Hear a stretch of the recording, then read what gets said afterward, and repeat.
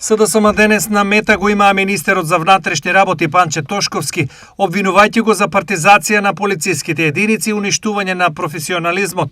ВМРО ДПМН пак со коментари за обидите на СДС да најдат кандидат за градоначалник на Скопје. Денеска сме тука да предупредиме за опасниот и штетен обид на Панче Тошковски и владата, да ја партизираат и уништат полицијата како професионална служба. Со предложените измени на Законот за полиција, Тошковски директно удира врз кариерниот систем, го понижува знаењето и искуството и отвара врати за масовно вработување на партиски војници и послушници на ВМРО ДПМН. Ова е смислен и опасен план на ВМРО ДПМН да го уништи кариерниот систем, да ја претвори полицијата во партиска милиција и да обезбеди амнестија за нивниот криминал.